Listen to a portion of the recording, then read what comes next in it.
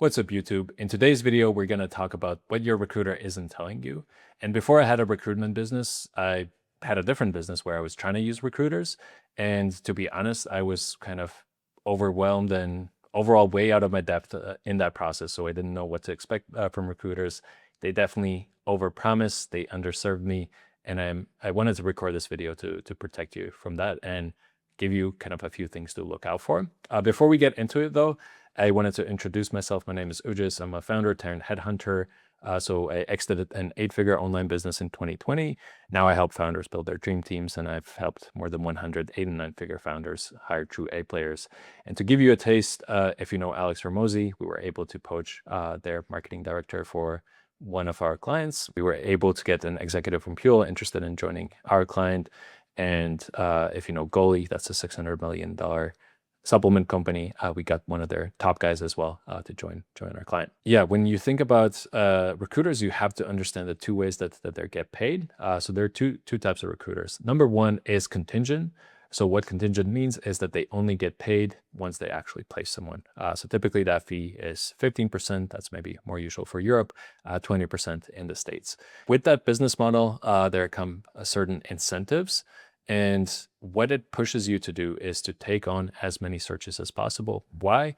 Because not every client is going to be that bought into the search, right? So they might say, yeah, we're interested in hiring someone, but then, take no steps to actually make that happen. They take on as many searches as possible, close the easy ones, and then there's an 80% chance that nothing happens, right? Their close rate is 20% of the searches that they take on. And in terms of the vibe that you can expect, it's a used car salesman vibe. Why? Because they get paid only once someone's in the seat. And so they're going to say anything it takes, really, for the most part, to get someone in that seat and to get paid. Of course, there are great recruiters that work on a contingent basis, same with retained basis. But for the most part, the incentives push them to be this way, to, again, say anything that it takes to put someone in the seat. And so then we have retained search, and they get paid quite a bit more. So usually between 25 and 33%, sometimes even more. And with their model, so retained means that they take some money upfront. Typically, it's quite a bit of money. So even 2/3 of their entire fee, they might take before the process or during the process, or typically some combination of both. What this pushes them to do is to sell the project, right? To sell the dream, to say, hey, yeah, we're going to get you exactly what you need. And for that, they do need to seem more credible. But the problem is that most of the time, right, so 54% of the time, they still don't close the search. So they get paid a lot of money, don't necessarily solve your problem. So the vibe that you can expect is kind of, a high-end version of what we saw there, right? So someone who knows exactly how to sell, someone who knows what to tell you so that you feel confident in them, but then at the end, they might not have your best interest at their heart. For most recruiters, they're trying to win the project in one way or another. So they're either trying to get the project and get paid up front, or they're trying to push you to have someone in the seat. But they're not necessarily trying to win it for you. So why this matters is that you're only going to a recruiter when you have a problem that's really pressing. You get overpromised. Then there's some fake progress that happens, and then you end up with the same bottleneck. You restart the search. You wasted a lot of time. You wasted a lot of opportunities, a lot of money that could have been made, you haven't made, a lot of time that you could have spent elsewhere, you didn't. So it's a really, really painful problem once you think about it. It's really important to understand why this happens, and there are several reasons. So the big one, and specifically for retained search, is that the fee is designed to extract, but not to keep you as a long-term client. If you think about the standard 25 to 33% fees, you're going to be willing to pay that amount of money when you're really, really in pain. When you're facing either a painful situation, or maybe you just think you can grow a lot really fast, you'll be willing to pay it. In a normal situation, you might not be able to do that, or you might not be willing to do that. Recruiters kind of sense that, and they say, okay, here's someone in a desperate situation, we might make some money here. And that's literally the thought process that they go through.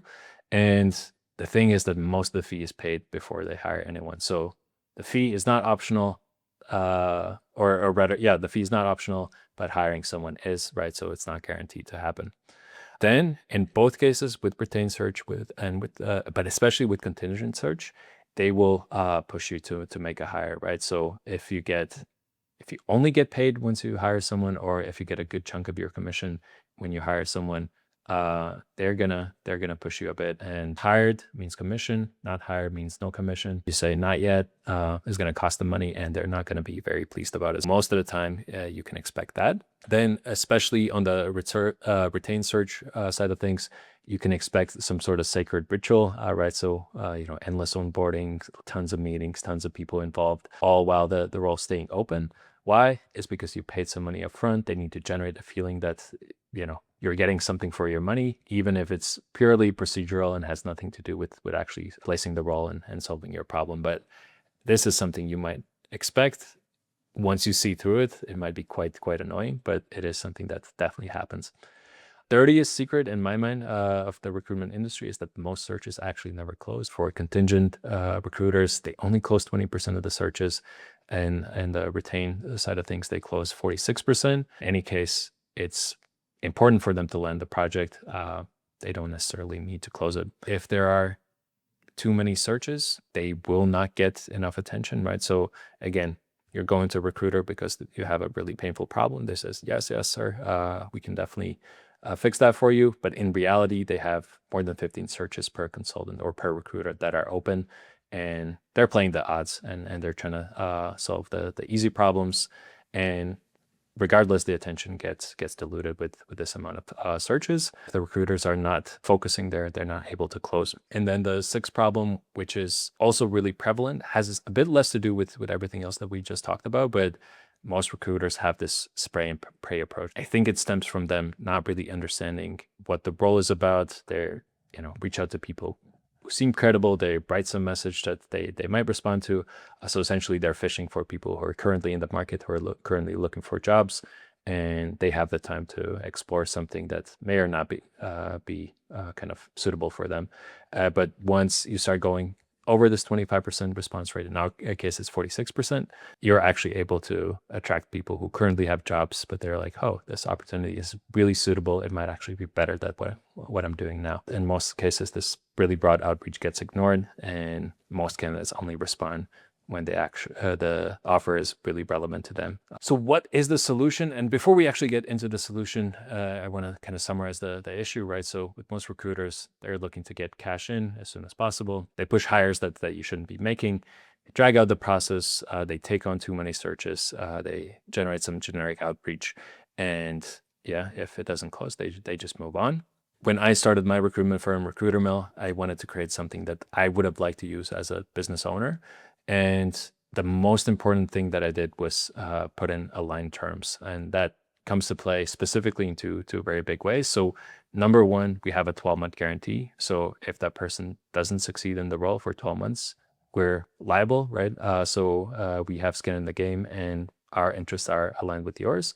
And the other one is that, we do take some money upfront, but most of it comes when we actually place someone. So we're trying to kind of optimize this. Okay, it needs to actually be a good business model so that we can focus on searches. We want to be successful when you are successful. And for that reason, we'll talk you out of bad hires. The thing with our fee structure is that we want it to be something where you'd return to us not only when you were in a pinch, but for every important hire. We want it to be a long-term partnership. So for example, if there's a bad hire that you could be making, we'll try and talk you out of it. And we're not going to present candidates in a better light than they should be presented in. Then we're also able to work really fast. So most of our searches take 3 weeks or less. And the reason is that our consultants are able to focus on 3 to 4 searches at a time. So that's exceedingly low in the recruitment space. Normally it's around 15. But we want to be able to work fast for you, again, because that's in your best interest. We really know what we're doing with outreach. I can't find a better way to explain that. We present or reach out to candidates that are likely to be interested in what we have to offer, and are likely to have the skills to solve your problem. And finally, we will stay on until the problem is solved. Once again, if you think about you coming to us, we're not really solving your problem. You're probably not going to come back. You're probably not going to refer us to your friends. We don't want that to happen. And to be perfectly real with you, our close rate is 80%. Even with as well of aligned terms as possible, we're not able to close every single search, but we are able to lead the industry in terms of 80% close rate. And the kind of vibe we're trying to create is something like Morgan Freeman, right? So someone who's has your best interest at heart and someone who's trying to guide you to the right solution. Once again, it's really important that you understand we're incentivized by your long-term success, not just, this quarter's commission or some quick cash. We want to build a long-term relationship. If a role matters to you, don't treat it casually. Use a process that is built for long-term success and get to the right hire really fast. So if you have a key role that you want to hire for, book a call. The link's in the description, and I'll see you in the next video.